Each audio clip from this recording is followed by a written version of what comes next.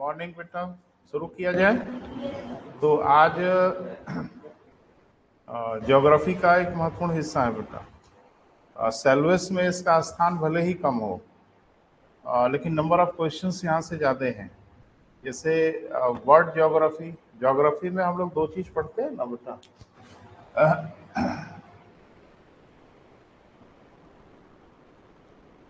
तो इसमें आप देख रहे हो, एक हम लोग पढ़ते हैं वर्ल्ड ज्योग्राफी, बोले बेटा,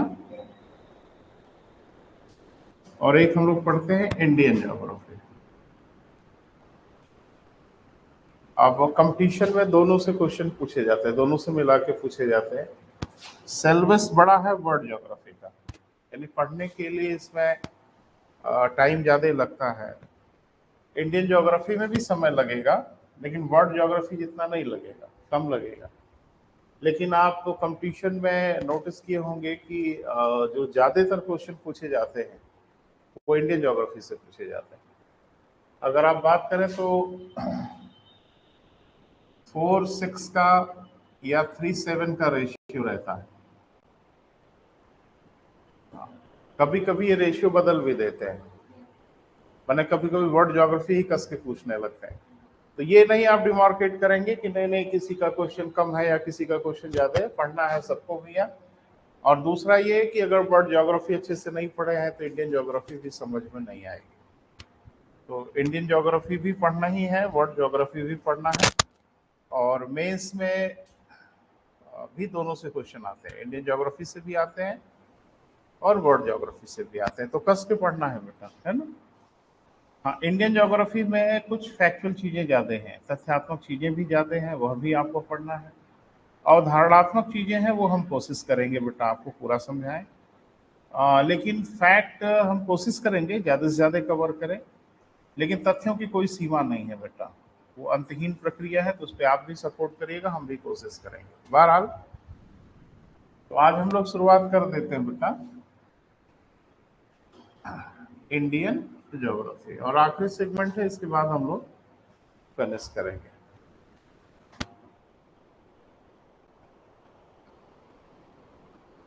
तो क्या पढ़ना रहेगा भाई इंडियन ज्योग्राफी में? जैसे दिमाग में होता है ना एक रफ आइडिया कि इंडियन ज्योग्राफी में क्या पढ़ेंगे, जो भी पढ़ेंगे अकॉर्डिंग टू सिलेबस पढ़ेंगे। ये हायर कंपटीशन में कुछ भी क्वेश्चन बियॉन्ड द सिलेबस नहीं आते, वो सारी चीज़ें जो भी आएंगी वो अकॉर्डिंग टू सिलेबस ही आएंगी। हाँ, छोटे कंपटीशन में आपके साथ छलावा होता है, वो देते कुछ और हैं, पूछते कुछ अलग है। लेकिन हायर कंपटीशन बेटा ऐसा कुछ नहीं होना है। तो पहला ये कि भारत का जो भौगोलिक स्वरूप है उसकी अवधारणात्मक पहलू पे बात करनी है, और तथ्यात्मक चीज़ें जो है उस पर भी चर्चा करनी है। भारत के मैदान, भारत के पर्वत, भारत के पठार, भारत की नदियाँ, भारत के वन, भारत की वनस्पति, भारत की जलवायु, भारत की मिट्टियाँ, कम से कम इन चीज़ों पे आपको गहन अध्ययन करना है। इसके अलावा जो तथ्यात्मक चीज़ें हैं वो जैसे ढेर सारी जो हमारी परियोजनाएं हैं उस पर आपको नज़र रखनी है। नेशनल पार्क हैं, सेंचुरीज हैं, और जिसको कहते हैं ना कि हॉट स्पॉट, यानी जैव विविधता के जो हॉट स्पॉट वगैरह हैं, पर्यावरण से लेके इससे जरूर क्वेश्चन पूछते हैं, तो उस पर अध्ययन करेंगे हम लोग, कोशिश करेंगे समग्रता में पढ़ें। तो बहरहाल आज थोड़ा भारत का परिचय देखते हैं बेटा, कि भारत कहाँ है, भारत की लोकेशन क्या है, उससे भूगोल में क्या निकलता है, क्या क्वेश्चंस आते हैं। बड़ा अच्छा है कि आप ज्योग्राफी में जलवायु की दशाएं पढ़ चुके हैं। ट्रॉपिकल एरिया होता है तो उसका क्या फीचर होता है, टेम्परेट एरिया होता है तो उसका क्या फीचर होता है, पोलर क्या फीचर होता है।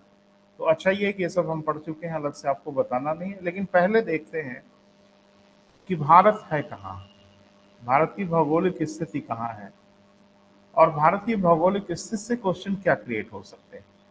भाई हम लोगों को जो कुछ पढ़ना है बेटा उसका एक ही इरादा है, क्वेश्चंस। विद्वान अगर आप हैं तो बधाई हो आपको, बहुत ढेर सारी। और वो विद्वता किसी काम की नहीं है बेटा, कंपटीशन में आप क्वेश्चन ना कर पाए।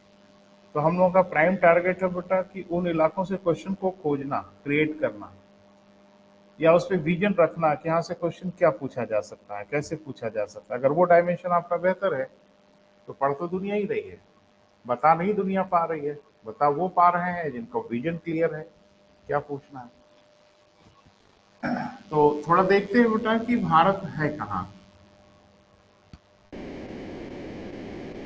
भारत ब्रह्मांड में है। हाँ ये तो कंफर्म हो ना। हाँ बिल्कुल ब्रह्मांड में ही है। एक हमारी प्यारी सी गैलेक्सी है जिसको हम लोग मिल्की वे कहते हैं, मंदाकिनी कहते हैं। मिल्की वे की 3 भुजाएं हैं, 3 आर्म्स हैं, स्पाइरल हैं। इसमें हमारा जो परिवार है वो बीच वाली भुजा में है, मध्य की भुजा में है। परिचय हो चुका है, जब एस्ट्रोनॉमी हम लोग पढ़ रहे थे उस पर जान चुके थे। तो अगर ये पूरा वर्ल्ड का ग्लोब है तो थोड़ा सा देखें, एक रेखा पूरे विश्व को, पूरी धरती को 2 भागों में बांटती है। पता नहीं क्या नाम है इसका, इक्वेटर, विषुवत रेखा। अक्षांश है, एक एक देशांतर है ये, जिसको शून्य अंश देशांतर कहते हैं। कहाँ से गुजरती है ये सब हो चुका है, चर्चा आपसे हो चुकी है। क्लियर है बेटा। अब आपको ये बताना है कि भारत इसके कौन वाले टुकड़े में है, हम जिसे पूछेंगे वो बताएगा। ये 4 खाने हो गए ना, बोल नहीं रहे। हाँ, तो भारत किस वाले खाने में है? पहला ये कि इस रेखा के इधर है कि इधर है, उधर मत देखो, बोलो बैठ के नीचे। वेरी गुड, भारत इस रेखा से नीचे है। ठीक है, चलो भाई। अब ये सब मुसीबत हो जाएगी बेटा, है ना। घर और पे थोड़ा सा देखो क्या ये तो तय है बेटा कि भारत नॉर्दर्न हेमिस्फीयर में है, भारत उत्तरी गोलार्ध में है, भारत दक्षिणी गोलार्ध में नहीं है। ये तुम्हारी विषुवत रेखा है, तो भारत इसके नीचे है। मूर्खतापूर्ण बात करोगे नहीं, तो भारत इधर है। ठीक, अब देखना है कि ये भारत को या पूरे विश्व को 2 भागों में बांटती है। मैंने कहा था ना, इस रेखा के इधर पूरब बोलेंगे और इस रेखा के इधर पश्चिम बोलेंगे। अब ये बताना है कि भारत पूरब की ओर है इसके कि पश्चिम की ओर। इस बार सही कर दो, सारी तुम्हारी गलती माफ। काहे देख रहे हो ऐसे मुझे, कुछ डाउट है क्या? ना, पश्चिम की ओर है। देखो डर रहा है ये। नहीं, 2 और 2 4 होगा तो 4 होगा, अब डराओगे थोड़ी बदल जाएगा। हाँ बिल्कुल बेटा, पूरब में है। यानी अगर आप अक्षांशों की बात करें तो हम उत्तरी अक्षांशों में हैं, अगर देशांतर की बात करें तो हम पूर्वी देशांतर में हैं। तो भारत के अक्षांश और देशांतर के साथ हमेशा ये शब्द आपको जुड़ा मिलेगा। अक्षांश के साथ हमेशा उत्तरी शब्द आपको दिखेगा जो ये डिफाइन करेगा कि हम नॉर्दर्न हेमिस्फीयर में हैं, और अक्षांशों के साथ हमेशा पूर्वी शब्द दिखेगा जो डिफाइन करेगा तो शून्य अंश देशांतर से हम पूरब की ओर हैं। वो ज्यादा पूरब है कम पूरब है वो बात की बात है। तो थोड़ा सा देखते हो, भारत लगभग कुछ इस कंडीशन में है। अगर आप देशांतर अक्षांशों का विस्तार करें तो अक्षांश देखो, यहां से लेके अक्षांश रेखाएं ऐसे होती है ना बेटा, तो इन अक्षांशों तक। और देशांतर का विस्तार अगर देखें तो देशांतर रेखाएं ऐसे होती है ना बेटा, तो ऐसे है। क्लियर है? तो इसको हम थोड़ा बाहर निकाल देते हैं, यहाँ छोटा लग रहा है ना, इसको बाहर निकाल देते हैं, कुछ ऐसा, है ना। एक बात तो तय है कि देखो ज्यादा ही बड़ा ठीक नहीं है, इसको छोटा ही रहना दो। तो एक बात तय हो गई बेटा कि इसको हम लोग, जो अक्षांश होगा वो उत्तरी से ही शुरू होगा और उत्तरी तक ही जाएगा, देशांतर पूर्वी से शुरू होके पूर्वी तक जाएगा।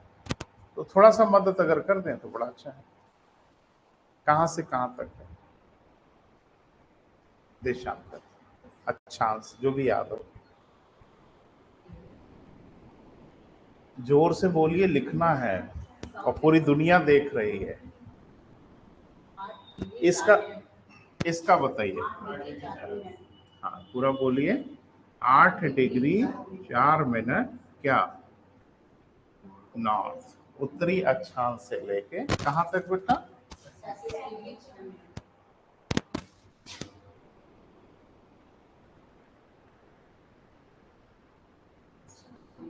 यही ना बेटा, नॉर्थ।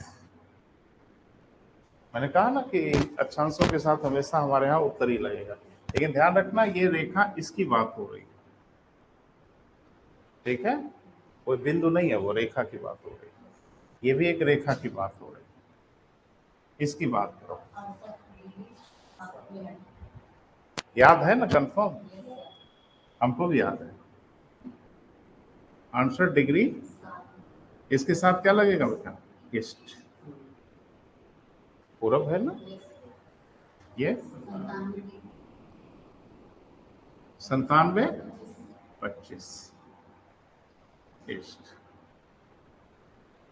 देखो ये सब हर किताब में दिया रहता है, अब बच्चे इस पे ध्यानवान नहीं देते, और बहुत ध्यान देने की चीज भी नहीं है, लेकिन भूगोल के विद्यार्थी हैं, इस पे थोड़ा सा आपको ध्यान तो देना ही पड़ेगा, क्योंकि इससे बहुत ढेर सारी चीजें समझ में आती है ना बेटा? जैसे अगर देशांतर का विस्तार आप देख रहे हैं तो समझ में आ रहा है कि सुदूर पूर्वी कोई भाग होगा, तो सुदूर पूर्वी भाग भारत में कहीं होगा, अरुणाचल प्रदेश में होगा डेफिनेटली, तो कोई एक दक्षिणी बिंदु होगा भारत में। Very good. और पश्चिम अगर बात करें तो गुजरात में हम जा रहे हैं, नहीं इसकी तुलना में पश्चिम में फिर गुजरात में जा रहे हैं, वो सरक्रीक का इलाका है, क्या नाम है बेटा?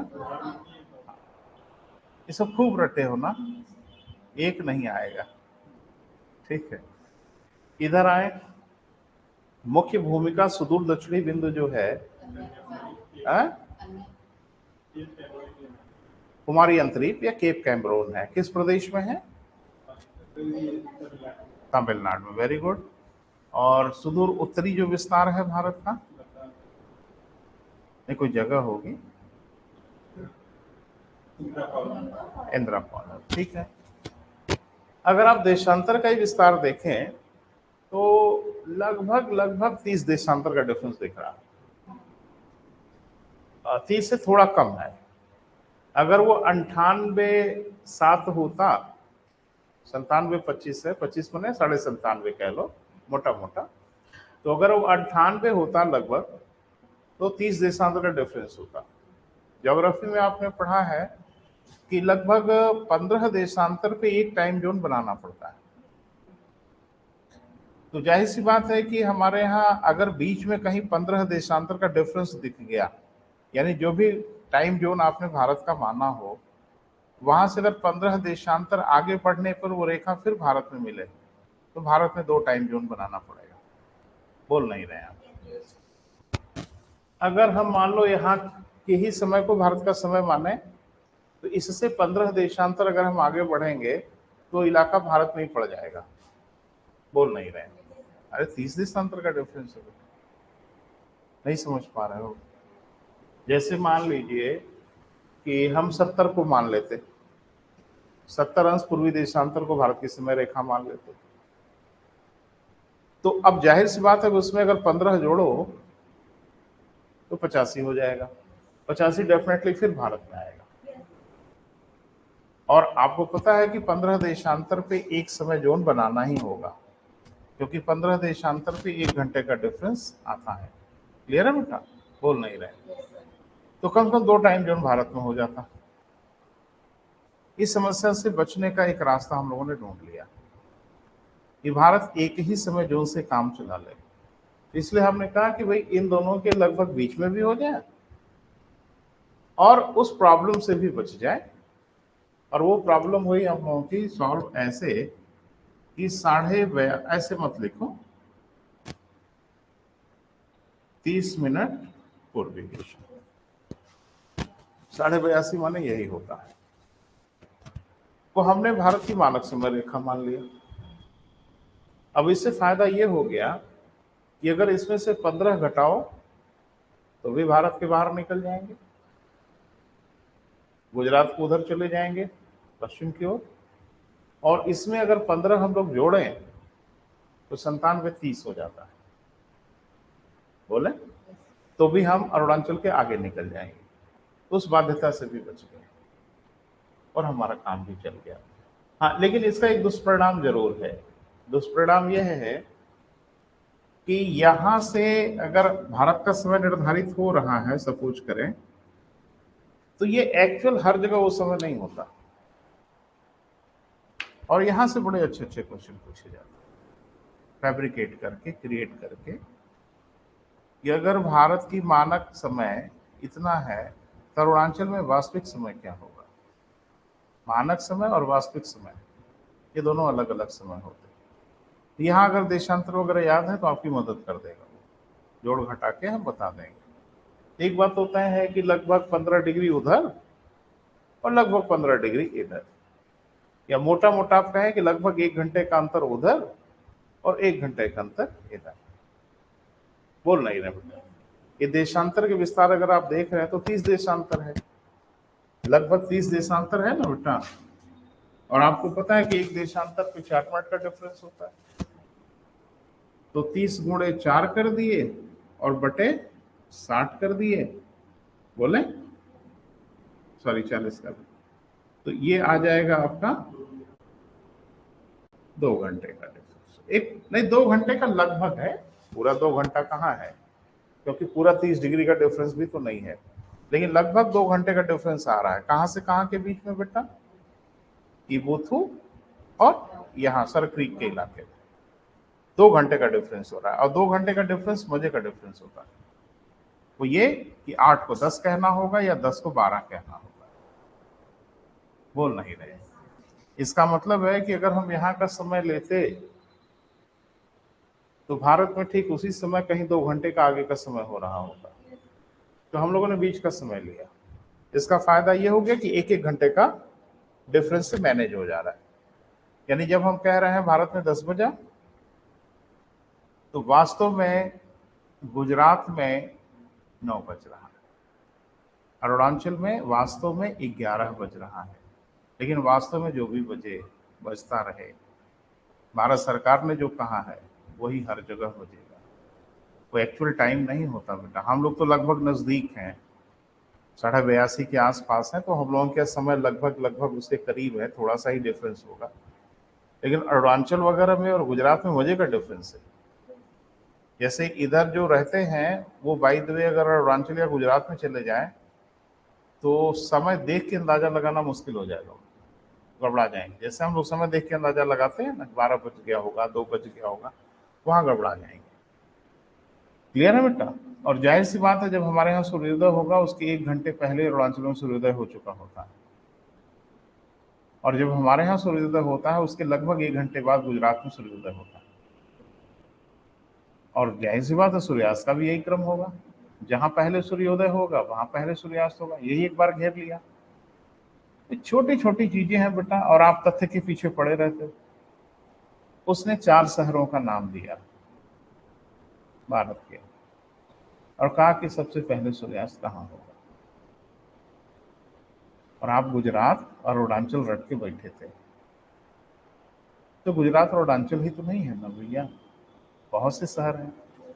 अब उसमें 2 चीजों को एक साथ उसने चेक कर लिया, तो सूर्योदय सूर्यास्त का कॉन्सेप्ट आपके दिमाग में है, और दूसरा शहरों की भौगोलिक लोकेशन आपको पता है कि नहीं। अगर नहीं है तो खेल खत्म, सतर्क रहिएगा, फोकट में नंबर लेके जाने नहीं देंगे आपको, पसीना तो बहाना ही पड़ेगा। राज्यवार भी पूछ सकते हैं कि भारत में निम्न से किस राज्य में पहले सूर्योदय होगा, तो राज्यों की लोकेशन तो मोटा मोटा हमारे दिमाग में रहता ही है कि कौन सा राज्य किस तरफ है। अगर ये आपको आइडिया है तो आप उत्तर बता पाएंगे, नहीं तो फिर मुसीबत है। लेकिन एक बात कि आप जो सोच रहे हैं वो तो नहीं ही पूछा जाएगा आपसे, आपसे वह पूछा जाएगा जो वो सोचेंगे, और वो कुछ बढ़िया सोचेंगे, बंदर का नाच नचाएंगे आप। इतनी आसानी से आपको इन इलाकों में नंबर, वो तो चैलेंज करके पूछते हैं कि कर्क रेखा, मकर रेखा, विषुवत रेखा, मानक समय रेखा से क्वेश्चन पूछेंगे, तय है, बच के दिखाइए। और बचने नहीं देते हम, आप जितना सोचते हो आपके आगे जाके सोचते हैं, खेल खराब कर देते हैं। एक बात तो समझ में आ गई बेटा कि भारत में अगर बात करें सूर्योदय सूर्यास्त में, वो सीखिए, भारत नहीं पूरी दुनिया का कॉन्सेप्ट है, जो पूरब की ओर होगा वहां सूर्योदय पहले होगा, जो पश्चिम की ओर होगा वहां सूर्योदय बाद में होगा। अगर ये पूरी दुनिया के लिए नियम है तो भारत पे भी लागू होगा। और भारत पे ही कहाँ लागू होगा, उत्तर प्रदेश पर भी लागू होगा। उत्तर प्रदेश में नहीं लागू होगा, है नहीं लागू होगा। पूर्वांचल में सूर्योदय पहले होता है, काहे नहीं होगा। नोएडा वेडा में बाद में होगा। वो 2 ही मिनट का डिफरेंस हो, 5 ही मिनट का डिफरेंस हो, 10 ही मिनट का डिफरेंस, वो डिफरेंस होगा। क्लियर है बेटा? तो थोड़ा सा बेटा लिख लिया जाए और इसकी समीक्षा कर ली जाए, फिर आगे हम लोग बढ़ते हैं। लिखें,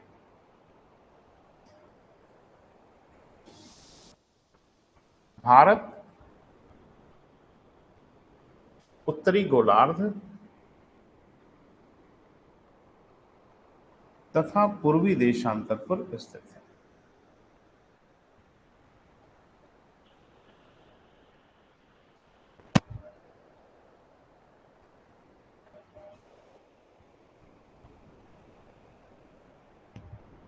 ठीक है बेटा? भारत का अक्षांश, सॉरी, भारत के अक्षांशों का विस्तार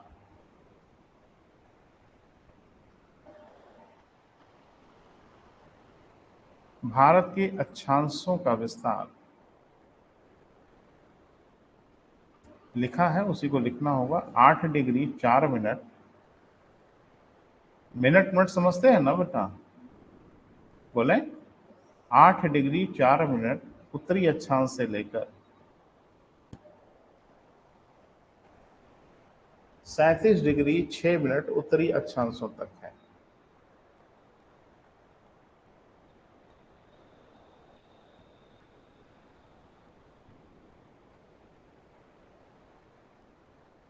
सैंतीस डिग्री 6 मिनट क्या बेटा? उत्तरी अक्षांशों तक है। देशांतर का विस्तार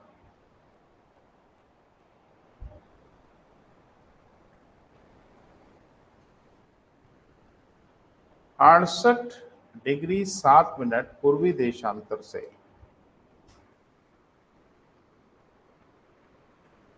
पूर्वी देशांतर से कहा बेटा? 97 डिग्री 25 मिनट पूर्वी देशांतर तक है।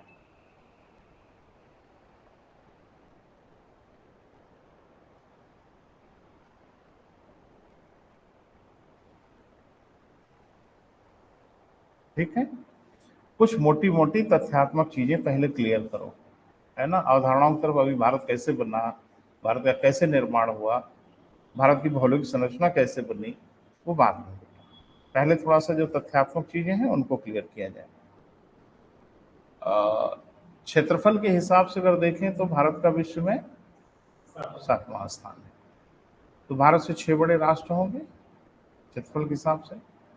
6 का नाम अकॉर्डिंग क्रम से।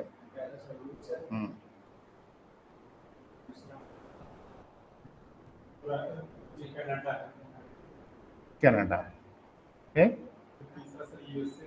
नो,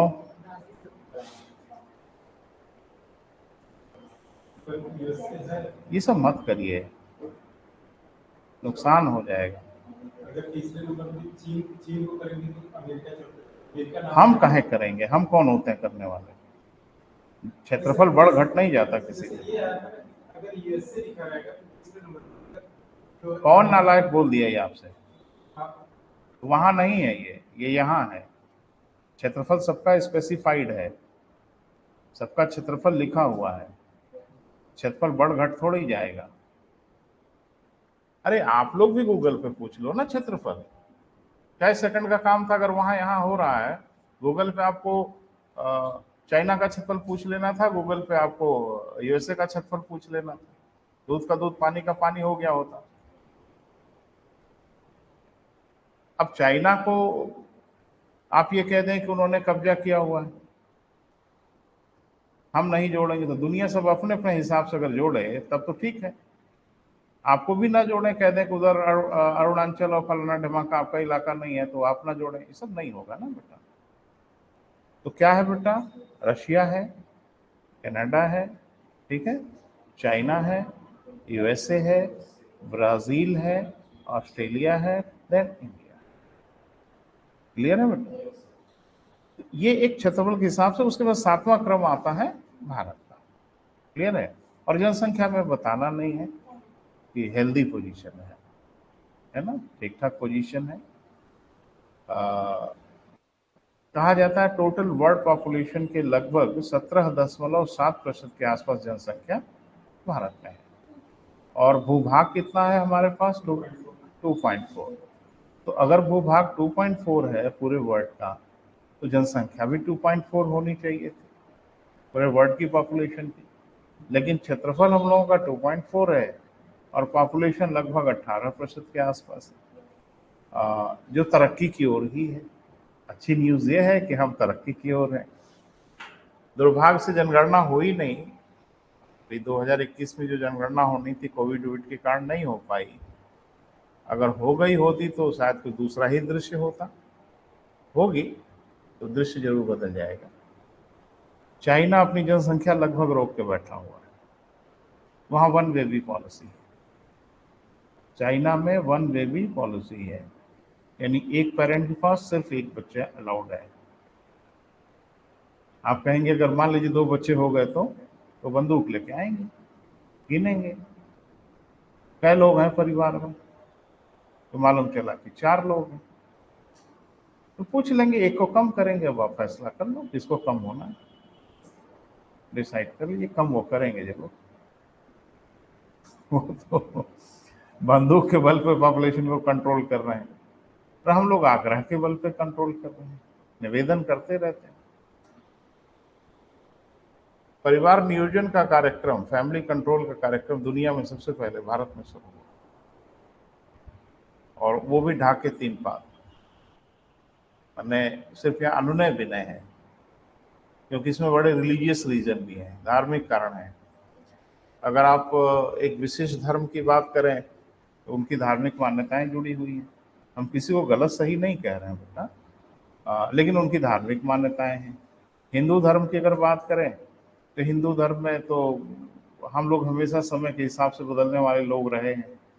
परिस्थितियां जैसी रही हैं उसके हिसाब से हमने चीज़ों को अडॉप्ट कर लिया। अभी आप देखोगे बहुत ढेर सारे ऐसे परिवार हैं जो सिंगल बेबी कॉन्सेप्ट वाले हैं। बहुत ढेर सारे परिवार, उनके परिवार में एक ही बेबी है। वो नहीं चाहते कि हमारे बच्चे ज़्यादा हों, क्योंकि उनकी परवरिश करनी है, उनकी शिक्षा दीक्षा करनी है। बाकी क्रिकेट की टीम वाले भी परिवार हैं, है ना। उनका ये कहना है कि ऊपर वाला भेजा है तो व्यवस्था करेगा ही। धरती पे अगर आप आए हैं तो जिएंगे है ही है। वो चाहे पंचर बना के जिए और चाहे गूगल का सीईओ बन के जिए, जीना तो पड़ेगा ही ना बेटा। तो वो अलग कॉन्सेप्ट है। इसीलिए जब आपातकाल लगा था ना, इंदिरा जी ने 75 में जब आपातकाल लगाया था तो झल्ला गई थी एकदम से। उन्होंने कहा कि इन लोग से हाथ जोड़ जोड़ के आग्रह कर रहे हैं, किसी को समझ में नहीं आ रहा है, जनसंख्या न बढ़ाएं और बेतहाशा गति से जनसंख्या बढ़ाया जा रहा हो। तो उन्होंने एक बृहद स्तर पर नसबंदी कार्यक्रम शुरू कराया, क्योंकि उनको पता था कि आपातकाल में ही हो सकता है, बाकी तो हो ही नहीं सकता। जो कराया वो कराया इंदिरा जी ने। आपातकाल जिस पर्पज से लगाया वो लगाया, वो बात की बात है। लेकिन उसमें एक बड़ा भयानक कार्य किया गया कि नसबंदी का कार्यक्रम इतने बृहद स्तर पर चलाया कि पूछो मत। ना कोई नेतागिरी, ना कोई तू, ना कोई मैं, ना किसी की हैसियत, चूं चपड़। पुलिस गाड़ी लेके निकलती थी, 2 डॉक्टर साथ में, सड़क पे जो मिल गया उसी को धर लिया। शादी हुई है नहीं हुई है, बच्चे हैं नहीं है, कोई फर्क नहीं पड़ता, तबाही मचा के रख दिया। हाँ, तो थोड़ा कलेजे को ठंडक मिली इंदिरा जी को कि कुछ पॉपुलेशन कंट्रोल हुआ। लेकिन उसके बाद चूंकि फिर आपातकाल जब हट गया तो भाई रूल है, रेगुलेशंस हैं, विधियां हैं, वो सब आपके साथ आके खड़ी हो जाती हैं। एक धर्म विशेष, अभी तो देख रहे हो जनसंख्या पर कुछ कानून वानून बनाने की बातें इधर उधर से उठ रही हैं, लेकिन प्रबल स्तर पर विरोध हो रहा है कि नहीं ऐसे नहीं हो सकता। कुछ राज्य पहल कर रहे हैं, इस पर शुरुआत कर रहे हैं।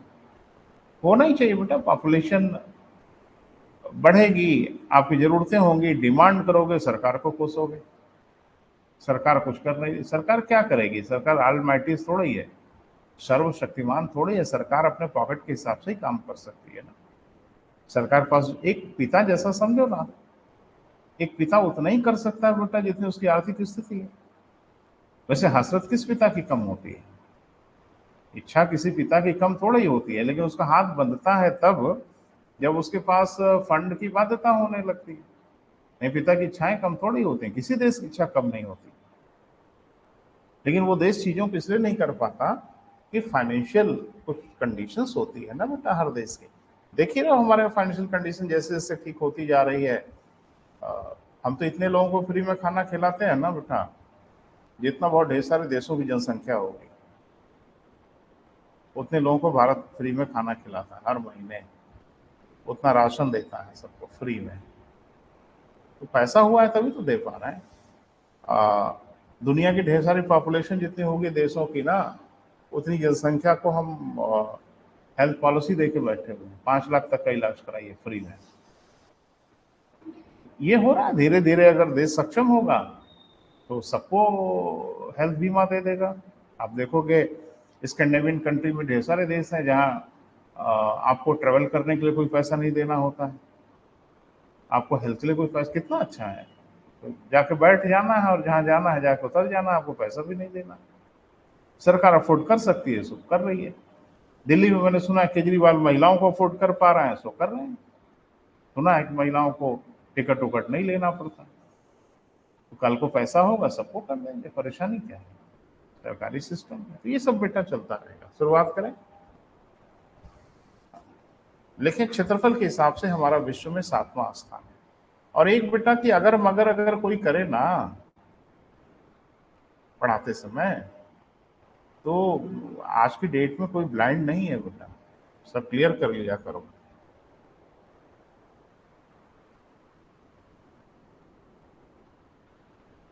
हो गया बेटा, 7वां स्थान है, ठीक है।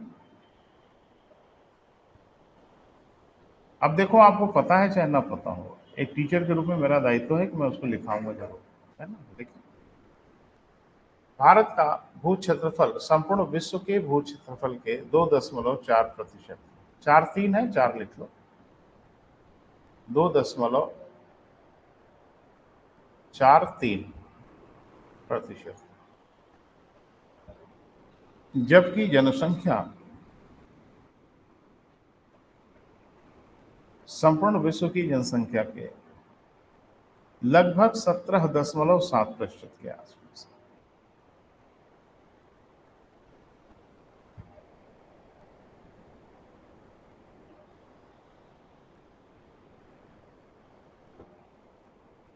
ठीक है बेटा, एक तो मोटा मोटा हो गया, थोड़ा सा दिमाग में रखना। अब पैरा चेंज करिए, अब थोड़ा समीक्षा करते हैं, है ना। लेकिन अक्षांशों का विस्तार देखने से स्पष्ट होता है कि अक्षांशों का विस्तार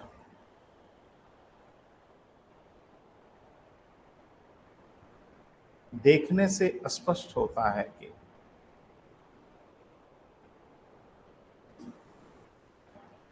इधर देखिए, 8 है, 37 है, तो मुझे लगता है कि कोई भी देख के बता देगा, इसको हटाओ अभी, कि 23.5 इसके बीच में होगा, 23.5 अंश इसके बीच में होगा, जिसको आप लोग कर्क रेखा कहते हो। तो जाहिर सी बात है 23.5 अंश कहीं इसके मध्य में होगी। कौन बेटा? 23 डिग्री एंड 30 मिनट ईस्ट, जिसको आप लोग क्या बोलते हो बेटा? कर्क रेखा। क्लास 6 से रट रहे हैं आप, अच्छी बात है, रटना भी चाहिए। कर्क रेखा भारत को 2 भागों में बांट रही है। आपको पता कि कर्क रेखा 2 भागों में जब बांटती है तो गोल खिलाती है। कर्क रेखा से उत्तर का जो हिस्सा है ज्योग्राफी के हिसाब से वो टेम्परेट जोन है, यानी इसके इधर का जो भारत है वो क्या है बेटा? टेम्परेट जोन में आता है। टेम्परेट जोन का मतलब शीतोष्ण, बोले बेटा? और इसके इधर का जो हिस्सा है वो आता है कौन सा बेटा, ट्रॉपिकल। ट्रॉपिकल जोन माने उष्ण कटिबंध। इसका मतलब है कि कर्क रेखा से ऊपर का जो भारत है वो उष्ण कटिबंधों के अधीन है, और कर्क रेखा से शीतोष्ण कटिबंधों के अधीन है, और कर्क रेखा से नीचे का जो भारत है वो उष्ण कटिबंधों के अधीन है। माने भूगोल के हिसाब से तो होना ही चाहिए। अब मौके पे चल के देखते हैं कि ऐसा है कि नहीं है, और अगर है तो ठीक, और नहीं है तो काहे नहीं है, क्योंकि कोई ना कोई रीजन जरूर होगा। अब ये देखते हैं कि जो प्रायद्वीपीय भारत है, यानी कर्क रेखा से दक्षिण का जो भारत है, नीचे वाला हिस्सा, ये माने आइडियल ट्रॉपिकल है कि नहीं है, तो जवाब है नहीं है। लू उनके यहां चलनी चाहिए, लू उष्ण कटिबंध में चले, लू शीतोष्ण में काहे चले, लेकिन लू उत्तर भारत में चलती है, प्रायद्वीपीय भारत में कहीं लू नहीं चलती। तो जो हमारा प्रायद्वीपीय भारत है उसको टिपिकल जो ट्रॉपिकल होना चाहिए वो नहीं हो पाता। तो इसके लिए वर्ल्ड ज्योग्राफी नहीं रिस्पॉन्सिबल है, इसके लिए हमारा लोकल जो कंडीशन है वो रिस्पॉन्सिबल है, क्योंकि प्रायद्वीपीय भारत तीन ओर से सागरों से घिरा हुआ है,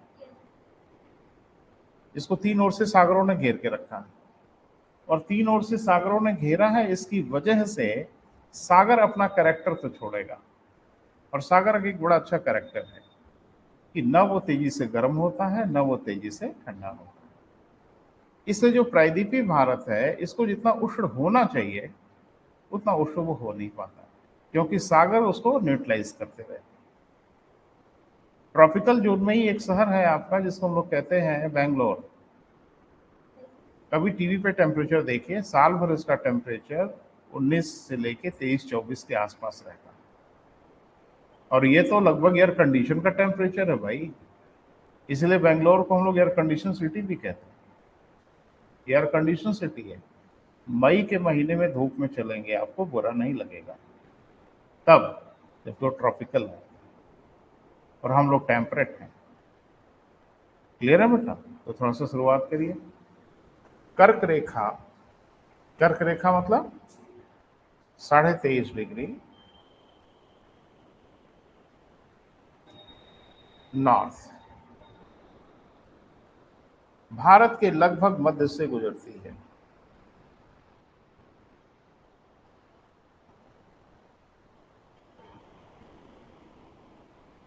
ये रटे होंगे तो थोड़ा सा हमें भी सहयोग कर दें। किन किन प्रदेशों से गुजरती है भाई, इसको खूब याद किए रहते हैं।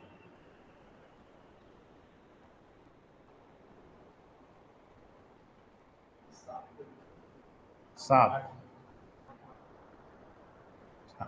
ठीक है, छोटी छोटी चीजें दिमाग से निकल जाती हैं, लेकिन परीक्षा में चीजें छोटी बड़ी नहीं होती।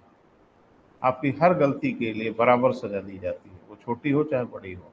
भरने में गलती करोगे तो भी सजा वही मिलेगी, तो नंबर गलत भर दोगे तो भी बाहर की जाओगे। तो आपकी हर गलती का जो पनिशमेंट है वो आप ही को मिलेगा। बहरहाल नाम बताओ बेटा।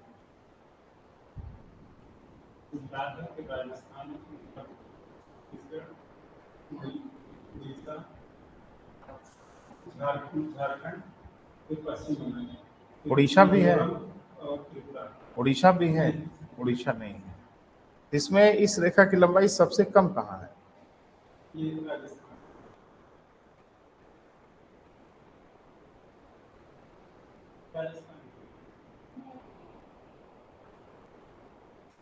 देख रहे, सबसे अधिक, सबसे अधिक कहाँ है बेटा? नॉर्थ ईस्ट के कौन से दो प्रदेशों में? नॉर्थ ईस्ट में उत्तर पूर्व, मिजोरम त्रिपुरा, मिजोरम मणिपुर, मिजोरम मेघालय। नाक में दम किया था ऐसे ही।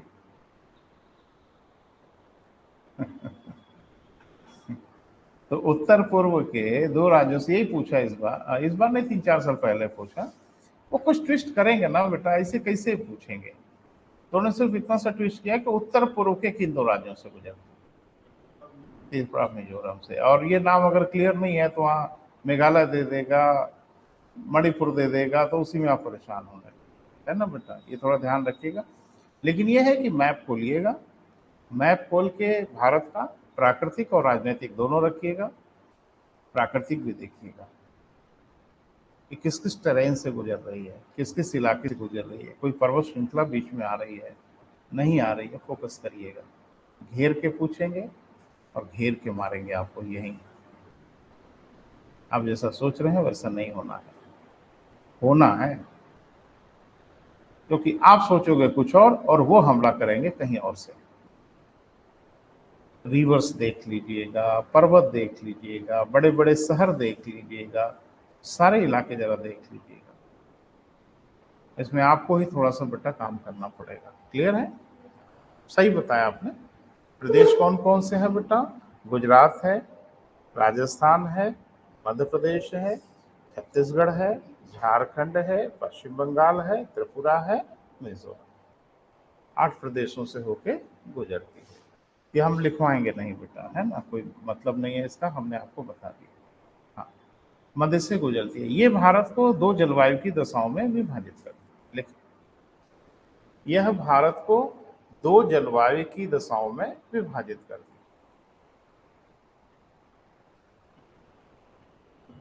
यह भारत को 2 जलवायु की दशाओं में बांटती है।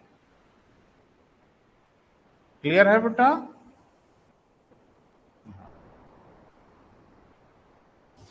तो बारी बारी से डिफाइन कर लिया जाए, जरा समझ लिया जाए। अगर है तो क्यों नहीं है, रीजन तो होगा ना। अगर है तो बड़ा अच्छा है, नहीं है तो क्यों नहीं है, ये तो जानने की कोशिश करेंगे ना बेटा। तो पहले ये देखते हैं कि कर्क रेखा से उत्तर का जो भारत है वो शीतोष्ण हो पाता है। शीतोष्ण का मतलब है कि 2 अस्पष्ट ऋतुएं। तो पहला सवाल तो सही है कि हाँ 2 अस्पष्ट ऋतुएं। उत्तर भारत में 2 अस्पष्ट ऋतुएं आपको नजर आती है, गंभीर ग्रीष्मकाल और एक गंभीर शीतकाल।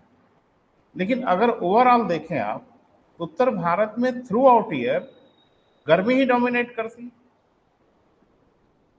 वर्ष के 1 आध महीने अगर आप छोड़ दो तो मुझे लगता है ज्यादातर तो गर्मी ही डोमिनेट कर रही होती है। वर्षा काल में भी गर्मी है, ग्रीष्म काल में भी गर्मी है। मान के चलो आप कि मध्य दिसंबर से जनवरी तक 1 डेढ़ महीना, मध्य दिसंबर क्या, मान लो कि 1 महीने के आसपास आपके यहाँ ठंड रहती है। तो क्या शीतोष्ण यही होता है? आधे आधे का डिमार्केशन होना चाहिए था। तो ये कारण क्यों है? इसके पीछे सिर्फ और सिर्फ हिमालय रिस्पॉन्सिबल है। यानी उत्तर भारत जो गंभीर शीतोष्ण नहीं हो पाता, उसके पीछे सबसे बड़ा कारण है बेटा हिमालय। अरे भारत को देखोगे तो दंग हो जाओगे। उधर देखो, 3 ओर से हिमालय ने बड़े, जो ब्राउन कलर आपको दिख रहा है वो 3 ओर से हिमालय ने बड़े कस के घेरा हुआ है। और इधर जो इलाका बचा इसको सागर ने कस के घेरा हुआ, तो पैक कर दिया भारत को। उत्तर की ओर से हिमालय ने घेर के पैक किया और दक्षिण की ओर से सागरों ने घेर के पैक किया। भारत में जगह कहां छोड़ रहे हैं ये लोग।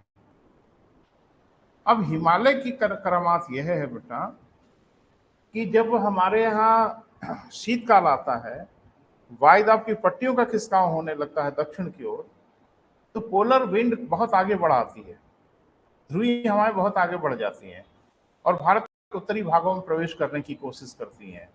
और हिमालय सीना तान के खड़ा रहता है, इधर अलाउड नहीं है। यानी ध्रुवीय पवनों को भारत की ओर आने से रोक देता है। तो भारत को जितना शीतोष्ण हो जाना चाहिए, विंटर में जितनी ठंड यहाँ बढ़ जानी चाहिए, विंटर में यहाँ बर्फबारी हो जानी चाहिए उत्तर भारत में, वो कुछ नहीं हो पाता। कुछ इलाकों को छोड़ दें तो, जम्मू कश्मीर के इलाकों को। तो कुल मिला जुला के जो विशेष कंडीशन प्रदान कर रहा है वो हिमालय। अगर हिमालय की वो स्थिति ना होती, यानी हिमालय अगर वहां नहीं होता, तो शीतकाल महसूस कराता कि मैं शीतकाल हूं। क्लियर है बेटा? देख लें क्या लिखा बेटा। कर्क रेखा से उत्तर की ओर क्या बेटा विभाजित करता है। तो पहला लिखो, नंबर 1, कर्क रेखा से उत्तर की ओर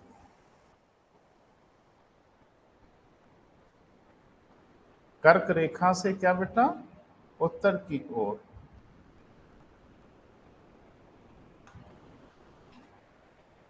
कौन है बेटा?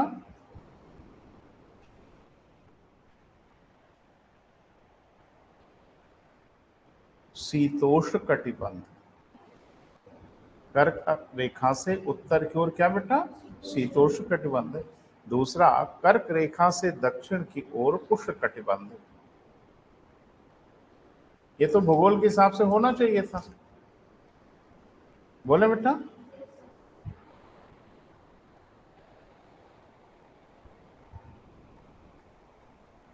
यानी ये साफ साफ दिख रहा है कि भूगोल भारत को दो जलवायु की दशाएं दे रहा है गिफ्ट में, कि आपको हम दो जलवायु की दशाएं दे रहे हैं।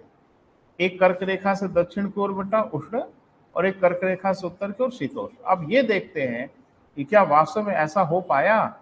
तो वास्तव में ऐसा नहीं हो पाया, क्योंकि लोकल इंपैक्ट, स्थानीय प्रभाव डोमिनेट कर गए। यानी ग्लोबल इंपैक्ट पे लोकल इंपैक्ट भारी पड़ गया।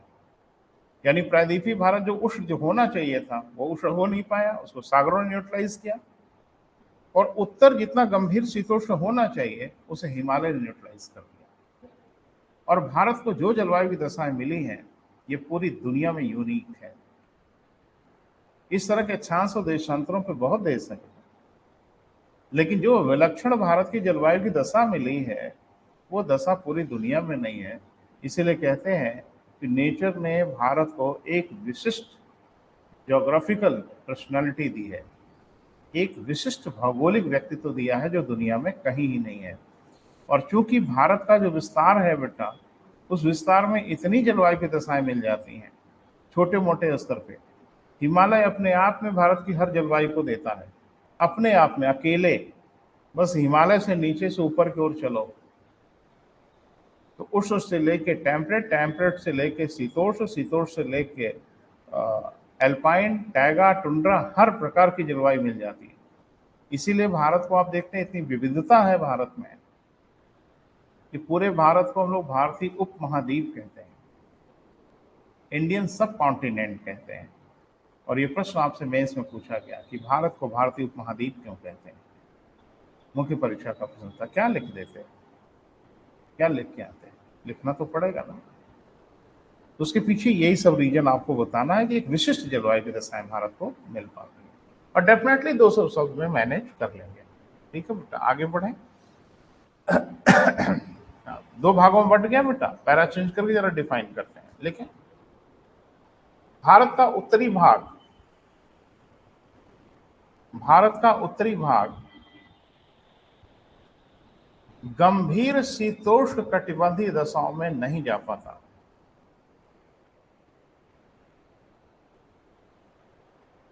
गंभीर शीतोष्ण कटिबंधीय दशाओं में नहीं जा पाता क्योंकि भारत के उत्तरी भागों में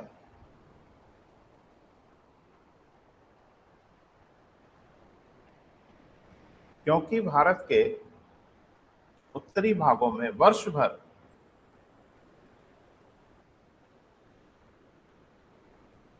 उष्णता ही प्रभावी रहती है।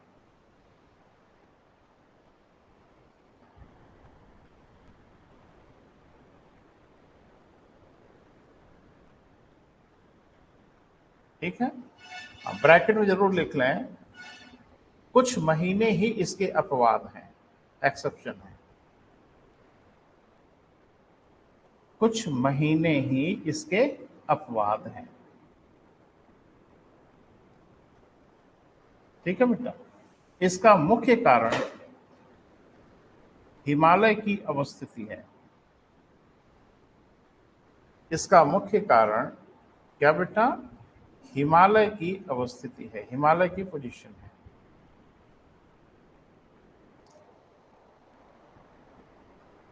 ठीक है बेटा, हिमालय भारत की उत्तरी सीमा का निर्धारण करता है। हिमालय भारत की क्या बेटा? उत्तरी सीमा का निर्धारण करता है।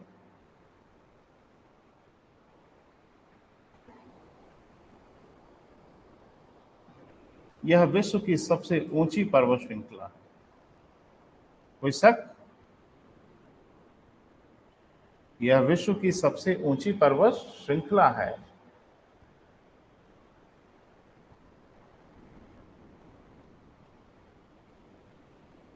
ठीक है बेटा, अब थोड़ा सा लिखना पड़ेगा, समझना पड़ेगा।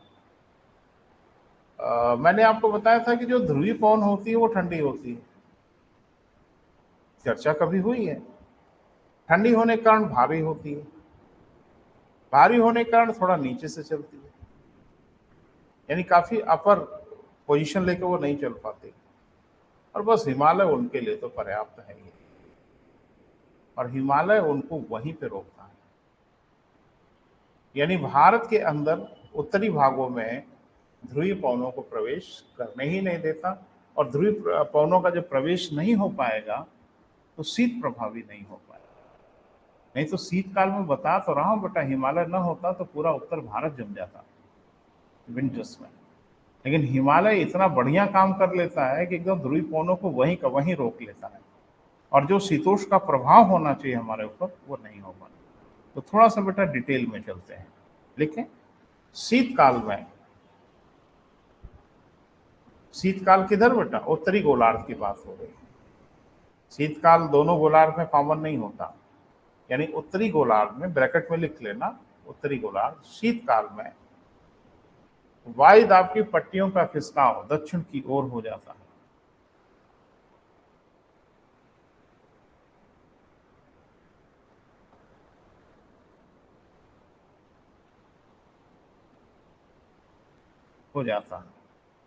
क्लियर है बेटा?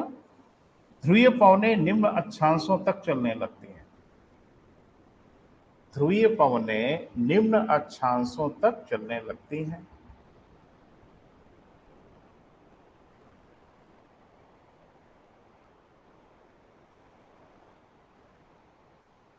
परंतु हिमालय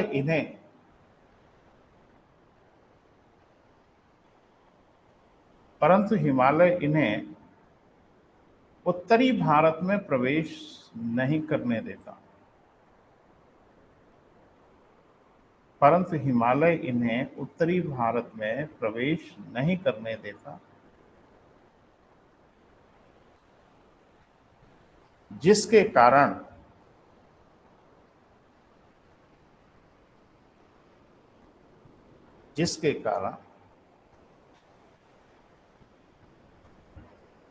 शीतोष्ण प्रभाव पूर्ण रूप से स्पष्ट नहीं हो पाते।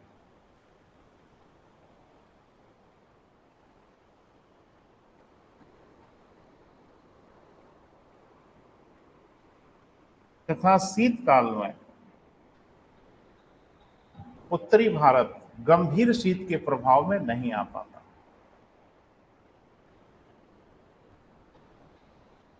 गंभीर शीत के प्रभाव में नहीं आ पाता।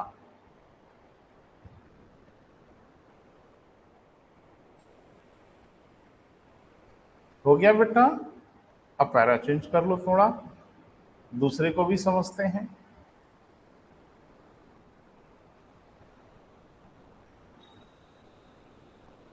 दूसरा क्या है बेटा?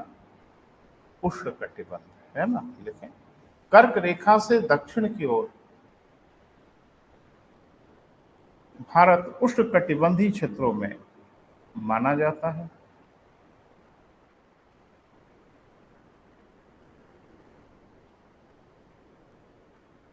छोड़ के लिखो बेटा, जहां से मिला है वहीं से पकड़ो, है ना? उष्णकटिबंधीय क्षेत्रों में माना जाता है। अब थोड़ा सा तथ्य लिखना है बेटा। कर्क रेखा से दक्षिण के भाग को हम प्रायद्वीपीय भारत के रूप में जानते हैं।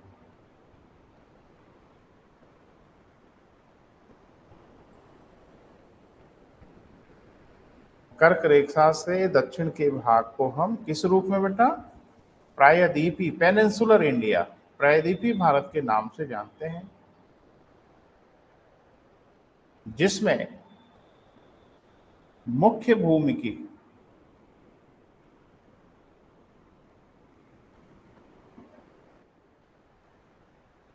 6100 किलोमीटर की तट रेखा है।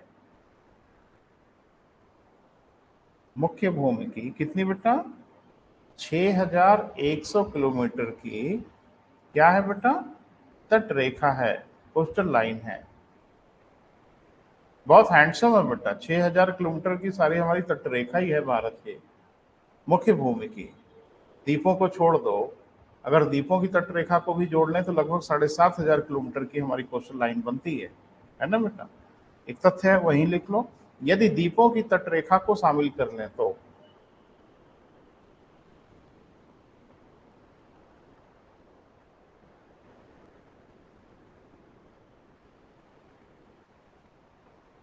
भारत की संपूर्ण तटरेखा लगभग 7500 किलोमीटर।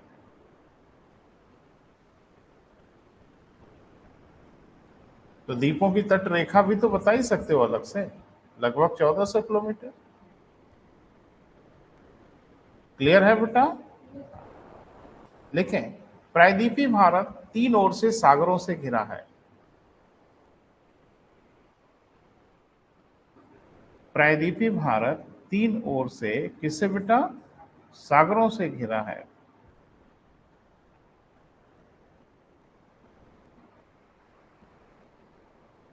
जो अपना प्रभाव इन क्षेत्रों पे स्पष्ट रूप से डालता है।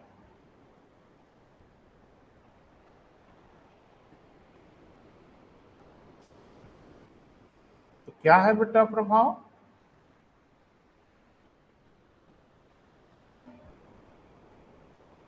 पहला तो ये बेटा कि उसका ताप को लेके जो सेंसिटिविटी है पानी की वो बहुत अलग तरह की है, और स्थलों की टेम्परेचर को लेके सेंसिटिविटी अलग प्रकार की है।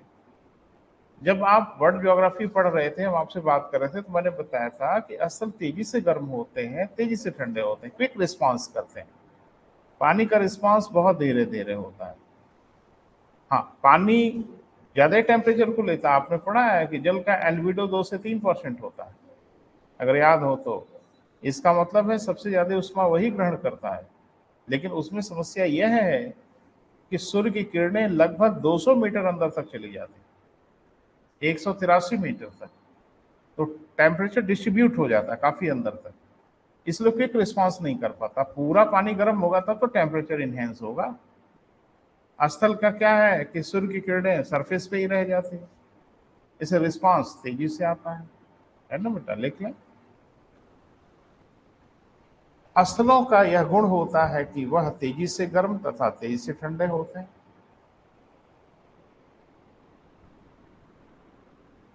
जबकि जबकि सागर धीरे धीरे गर्म होते हैं तथा धीरे धीरे ठंडे होते हैं।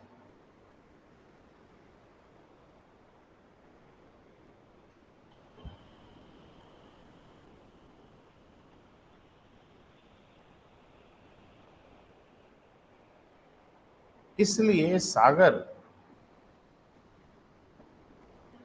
आसपास के तटीय भागों के तापमान को इसलिए अगर आसपास के तटीय भागों के तापमान को संतुलित करते हैं, बैलेंस करते हैं। संतुलित करने का मतलब अधिक ताप होगा स्थलों पर तो क्या करेंगे बेटा? घटा देंगे, और कम ताप होगा तो बढ़ा देंगे। कभी आपने बॉम्बे में जाड़े, बॉम्बे कोई बहुत एक्सट्रीम प्रायद्वीपीय भारत नहीं है, लेकिन कभी आपने बॉम्बे में जाड़े में लोगों को स्वेटर पहने नहीं देखा होगा। वो नहीं पहनते। क्यों नहीं पहनते? क्योंकि सागर है ना, वो ठेका लिया हुआ है भाई। ऊपर वाले ने उसको ठेका दिया, देखो भाई तुम्हारी जिम्मेदारी है, अगर स्थलों पे गर्मी बढ़ेगी तो ठंडक करना, और ठंडक बढ़ेगी तो गर्मी कर देना। क्योंकि स्थल अगर क्विक रिस्पॉन्स करके ठंडे हो रहे हैं तो सागर तो उतने ठंडे होंगे नहीं। और अब पवन डिस्ट्रीब्यूट करेंगे टेम्परेचर को। तो ये सागर क्या करता है बेटा? टेम्परेचर को डिस्ट्रीब्यूट करता रहता है, बांटता रहता है। उसके पास अपने तरीके हैं, तो वो ना ठंडा होने देता है ना वो गर्मी बढ़ने देता है। इसलिए प्रायद्वीपीय भारत को जो गंभीर ट्रॉपिकल होना चाहिए वो नहीं हो पाता, क्योंकि सागर उसको मैनेज कर लेते हैं। ठीक है, सागरों के कारण ही प्रायद्वीपीय भारत गंभीर उष्ण कटिबंधों में परिवर्तित नहीं हो पाता।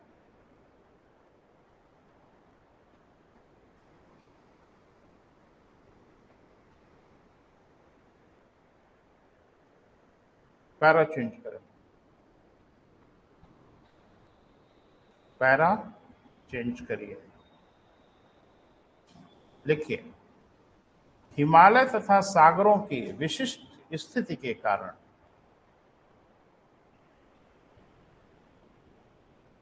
हिमालय तथा सागरों की विशिष्ट स्थिति के कारण भारत को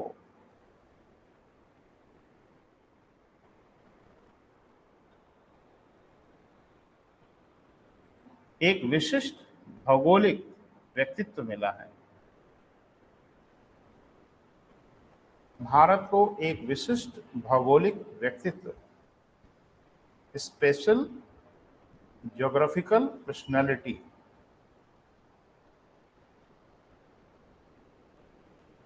मिली है जो विश्व में कहीं भी नहीं है।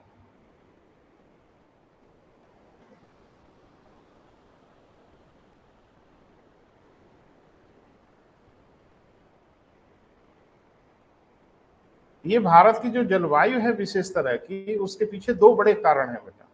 एक हिमालय उधर से पैक कर लिया और एक इधर सागरों ने पैक कर लिया, घेर लिया और बीच में छोड़ दिया भारत को।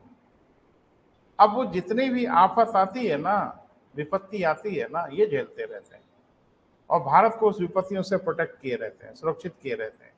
इसे बहुत ही खूबसूरत एक जमीन का टुकड़ा मिला है बेटा हम लोग को रहने के लिए, जिसकी निगहबानी प्रकृति कर रही होती है।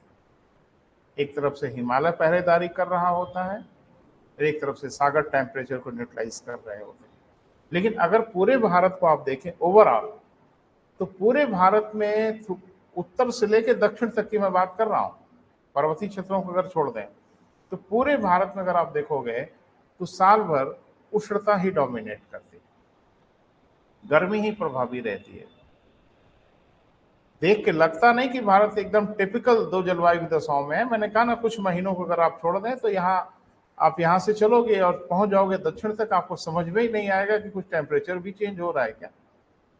एक जैसी कंडीशन आपको नजर आने लगती है। क्लियर है बेटा? अब एक छोटी सी हेडिंग बनाइए और आज का काम यही समाप्त करते हैं। पहला एक हेडिंग बना लो, पहला दूसरा नहीं, हेडिंग बनाइए, भारत की अंतर्राष्ट्रीय सीमा रेखाएं। थोड़ा सा इस पे बात जरूर करेंगे बेटा, इसे भी आप बचपन से रखते हैं लेकिन हम कुछ कोशिश करेंगे आपको नया आयाम दें। भारत की अंतर्राष्ट्रीय सीमा रेखाएं, अब इस पे कल बात करेंगे बेटा, तो आज यहीं तक, ठीक है बेटा।